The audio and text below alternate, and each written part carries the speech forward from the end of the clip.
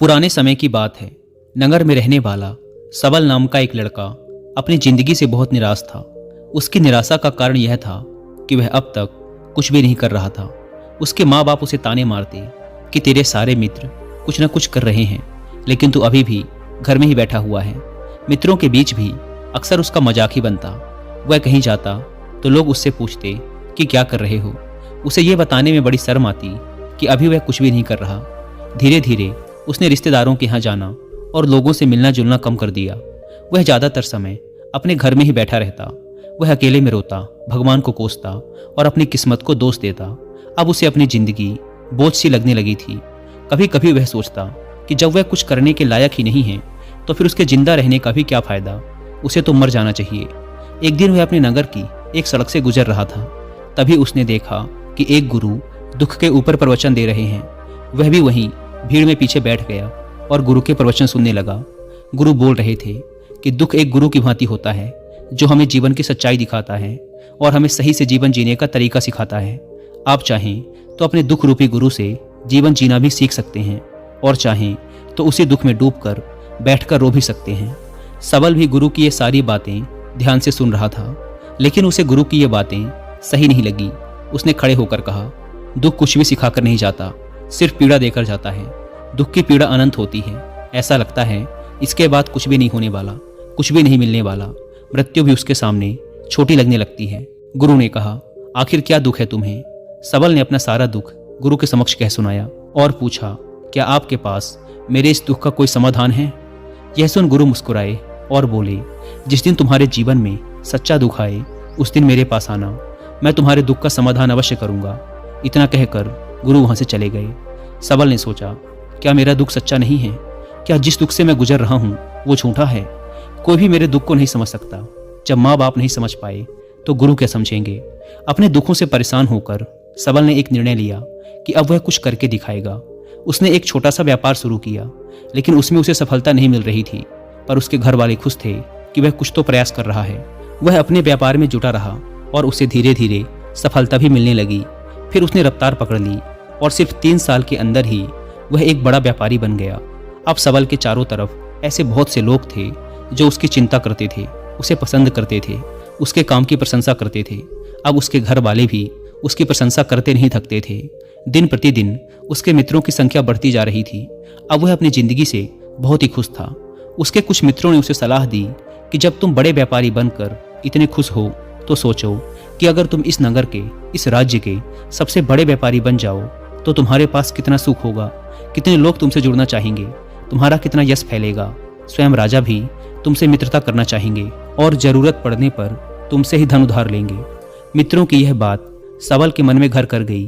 अब उसने और भी धन कमाने का प्रयास शुरू कर दिया, लेकिन उसे यह सब कुछ बहुत ही जल्दी चाहिए था। वह यह सब कुछ प्राप्त करने में अपना ज़्यादा समय बर्बाद नहीं करना चाहता था। इसीलिए उसने ऐसे भी कार्य करने शुरू कर दिए जो उचित नहीं थे। उसने बड़ी मात्रा में अपने मित्रों से धन उधार लेना शुरू कर दिया। ज़्यादा मुनाफा कमाने के लालच में अपने सामान में मिलावट करने लगा। उसने दूसरे व्यापारियों के खिलाफ षड्यंत्र भी रचे, उन्हें डराया धमकाया। जैसा जैसा उसके मित्र उससे कहते गए वह वही करता गया। वह इन तरीकों से ज़्यादा धन तो कमा रहा था, लेकिन अब उसके जीवन में सुकून नहीं रह गया था। उसके मन की शांति गायब हो गई थी। उसे रातों में नींद नहीं आती थी। वह किसी उधेड़ बुन में लगा रहता था। सुख साधन की सारी वस्तुएं होने के बाद भी उसे किसी में सुख नहीं मिल रहा था। एक दिन सबल अपनी बग्घी में सवार होकर कहीं जा रहा था। तभी रास्ते में उसे गुरु का आश्रम दिखा। वह रुक गया। वह गुरु के पास जाकर बोला, गुरुदेव, आपने कहा था कि जब तुम्हारे जीवन में सच्चा दुख आए तब मेरे पास आना। अब मैं बहुत दुखी हूँ। मेरे रातों की नींद गायब हो गई है। मुझे कहीं सुकून नहीं मिल रहा। इस तरीके से सबल ने अपनी सारी समस्या गुरु के सामने कह सुनाई। गुरु ने कहा, जब तुम मुझसे पहली बार मिले थे तब भी तुम किसी दुख में थे। तुमने उस दुख से क्या सीखा? सबल ने कहा, मैंने सीखा कि सिर्फ सोचने और चिंता करने से कुछ नहीं होता। अपनी सोच को सच करने के लिए कर्म करना पड़ता है, और सिर्फ कर्म करने से भी कुछ नहीं होता। अपने कर्म को अंतिम पड़ाव तक ले जाना भी आवश्यक होता है। चाहे रास्ते में कितनी ही मुश्किलें आएं, मन कितना ही निराश हो, कितना ही लगे कि अब आगे कुछ भी नहीं होने वाला, तब भी यह मानकर चलो कि मैं जो भी कर रहा हूँ उसमें सफल अवश्य होऊंगा। लोग सिर्फ सफल व्यक्ति को ही सम्मान देते हैं, फिर चाहे कोई कितना ही अच्छा क्यों ना हो, वह लोगों की नज़रों में बोझ ही होता है। यह सब सुन गुरु मुस्कुराए और बोले, यह असली दुख नहीं है। जब तुम्हारे जीवन में असली दुख आए तब मेरे पास आना, मैं उसका समाधान अवश्य करूंगा। सबल ने जाते समय गुरु को सोने के सिक्कों से भरा एक घड़ा भेंट किया।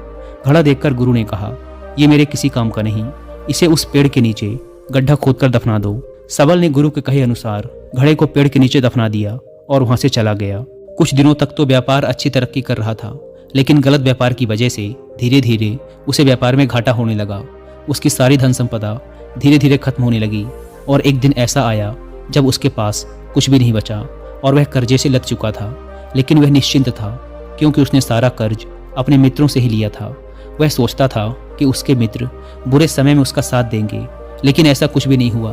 बुरा समय आते ही मित्रों ने ही सबसे पहले अपना उधार मांगना शुरू किया और उधार वापस ना करने पर जान से मारने की धमकी भी दी। उसके शुभचिंतक, उसे चाहने वाले सब उससे दूर हो गए।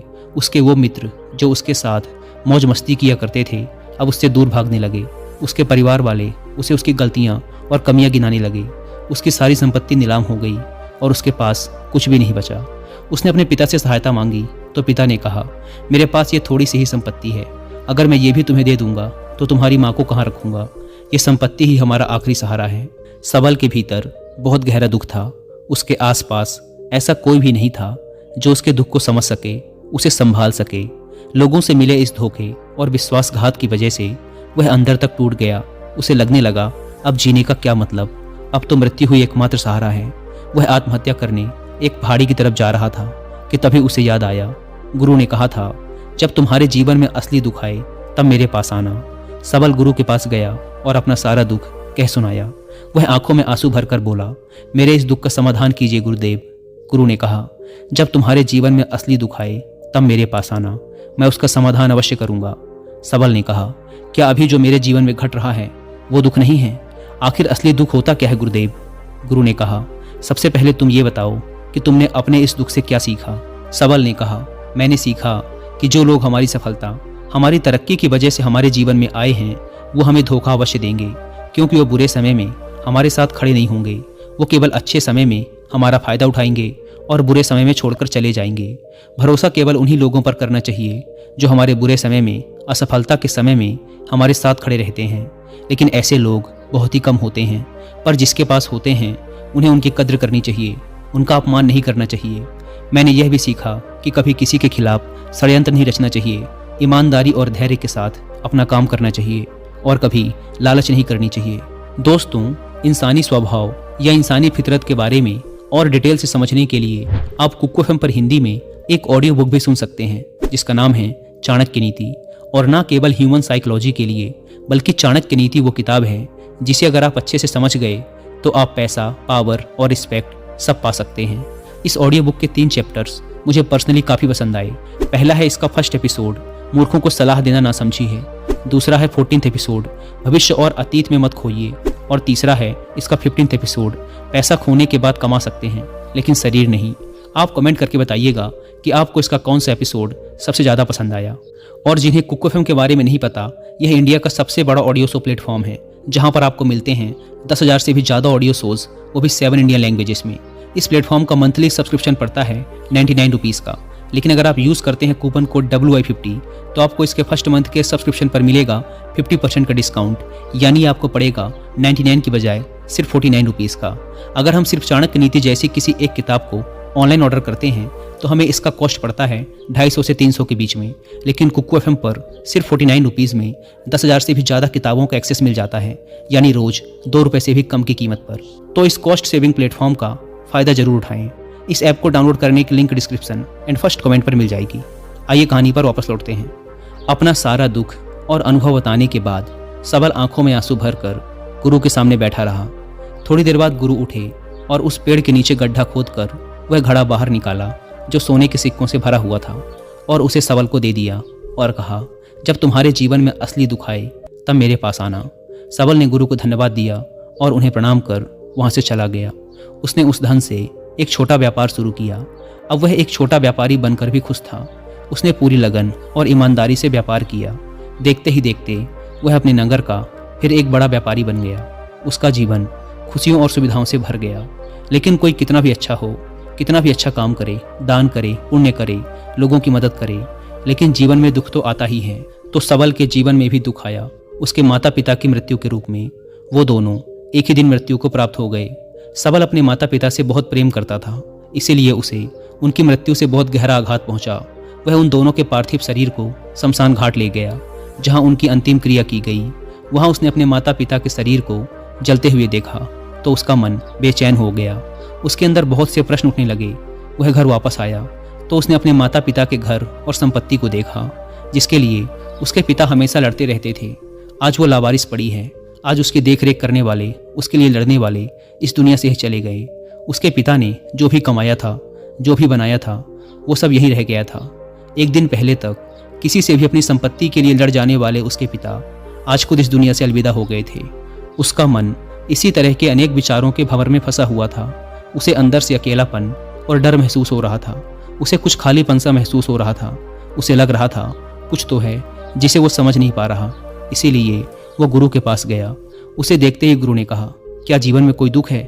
सबल ने कहा, वैसे तो जीवन में कोई दुख नहीं है गुरुदेव, सब सुख है, सब अच्छा चल रहा है। लेकिन आज मेरे माता पिता की मृत्यु हो गई। इस घटना से मेरा मन बहुत दुखी और बेचैन है। गुरु ने कहा, इसमें दुखी होने वाली कौन सी बात है? एक दिन तो सभी के प्रियजनों को मरना ही है। हमेशा जीवित ना तो कोई रहा है और ना ही कोई रहेगा। एक दिन तो तुम्हें भी मरना ही है। हो सकता है कल ही मर जाओ या आज भी मर सकते हो। सबल ने कहा, ये आप क्या कह रहे हैं गुरुदेव कि मैं भी मर जाऊंगा?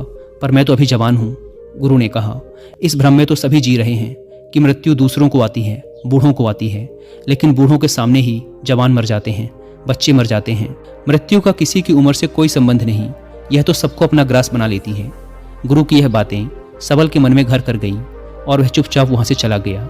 लेकिन उसका मन अब भी बेचैन था, अब भी अशांत था। वह कुछ खालीपन सा महसूस कर रहा था।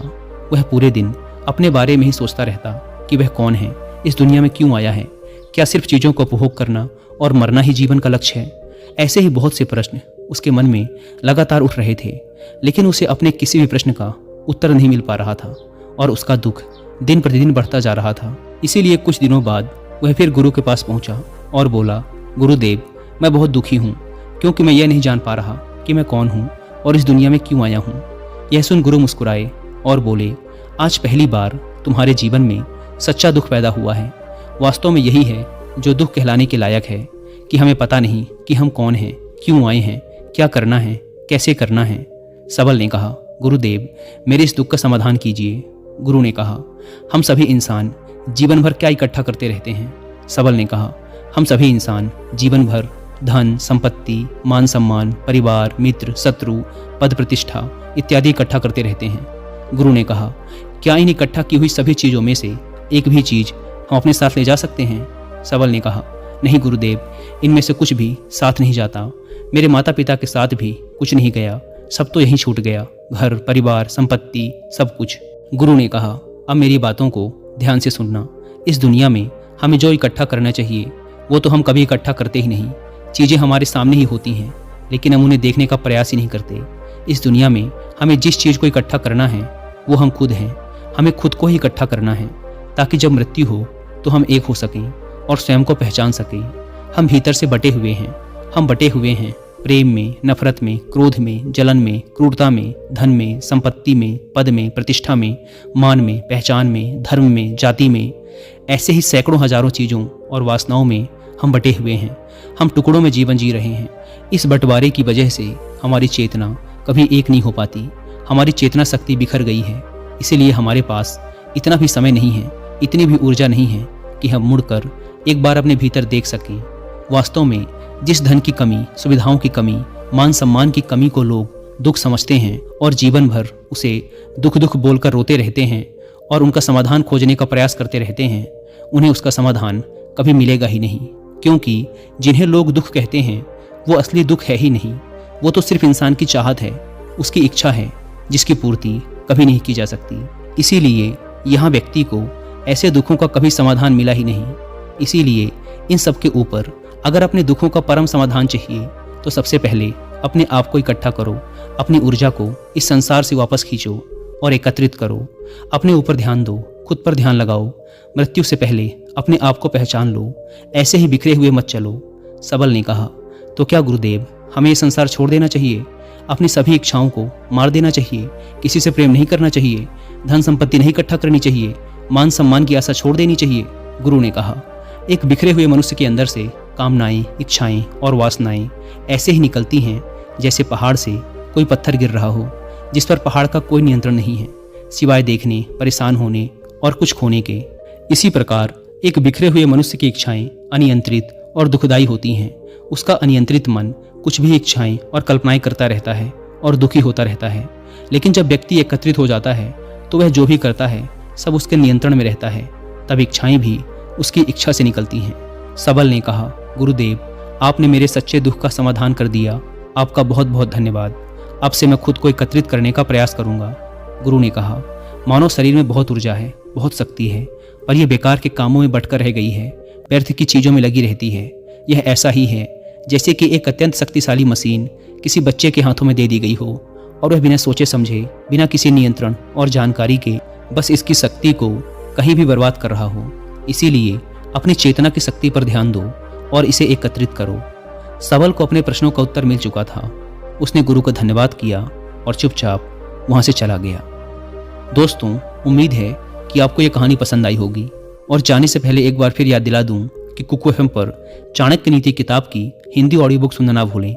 और मंथली सब्सक्रिप्शन पर 50% डिस्काउंट के लिए आप WI50 कूपन कोड का इस्तेमाल भी कर सकते हैं। धन्यवाद।